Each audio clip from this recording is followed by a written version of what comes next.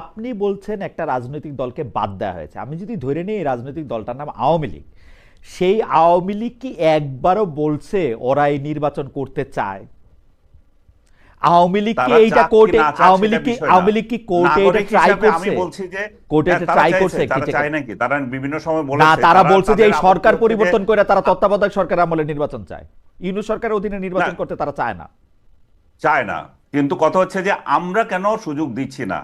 আমাদের কথা হচ্ছে শেখ হাসিনার আমলে যে সমস্ত নির্বাচনগুলো হয়েছিল হুম, সেগুলো কলঙ্কিত ছিল কেন? হুম, তারা তারা নিজেরা নিজেরা নির্বাচন করেছে, হুম, রাতের ভোট করেছে, তারা মানুষ স্যাটিসফাইড হয়নি তাদের ভোটে। হুম, কিন্তু বর্তমান সময়ে যে নির্বাচনটা হতে যাচ্ছে, যেটা আমরা আবার ইতিহাসে সাক্ষী হতে যাচ্ছি, সেই নির্বাচনটা হতে যাচ্ছে কিছু রাজনৈতিক দলকে কমপ্লিটলি মাইনাস করে। সেই মাইনাস তারা নিজের ইচ্ছা হচ্ছে না, তাদেরকে আমরা নিষিদ্ধ করে রাখছি। শেখ হাসিনার সাথে পার্থক্য এই জায়গায়, শেখ হাসিনা আপনাকে নিষিদ্ধ করে নাই যে ইলেকশন করতে পারবেন না, কিন্তু এই আমলটা হচ্ছে যে না, শেখ হাসিনার দল, 14 দল জাতীয় পার্টি, এরা নির্বাচন করতে পারবে না, কিংবা 14 দল বা জাতীয় পার্টি যে করতে পারবে সেটাও বড় গলায় বলছে না। এবং আবার তাদেরকে হুমকি দেওয়া হচ্ছে তারা যদি নির্বাচনে আসে তাহলে খারাপ হবে।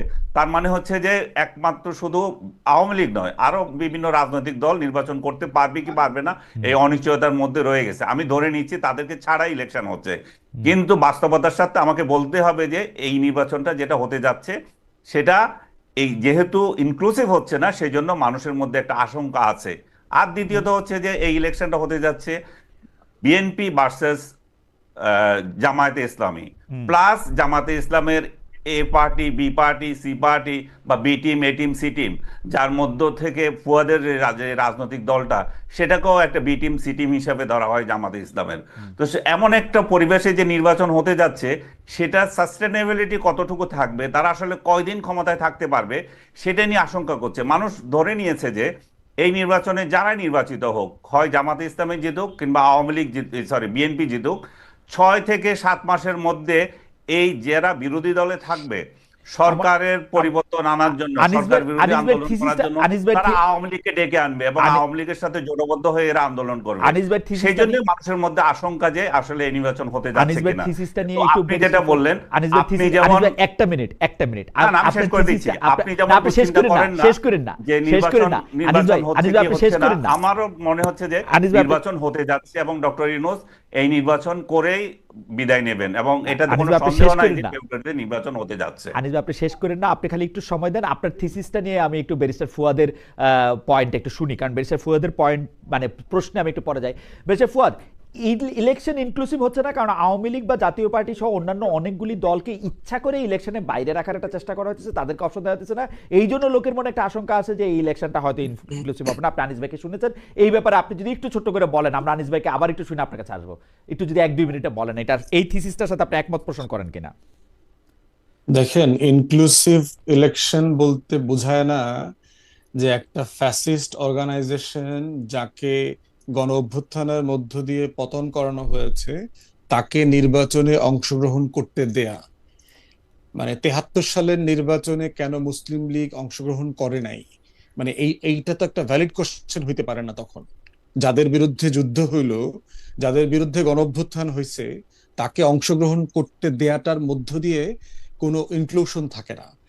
দ্বিতীয়ত দেখেন যে আপনার পিলখানা গণহত্যা কমিশনের রিপোর্ট আসছে গত কদিন আগে। হুম, সেখানে পরিষ্কার করে বলা হয়েছে যে আওয়ামী লীগ দল আকারে দিল্লির সাথে কলিউশন করে এই পিলখানায় গণহত্যাটা ঘটাইছে। আহ, বর্তমানে আওয়ামী লীগের দল আকারে আইসিটিতে বিচার চলছে।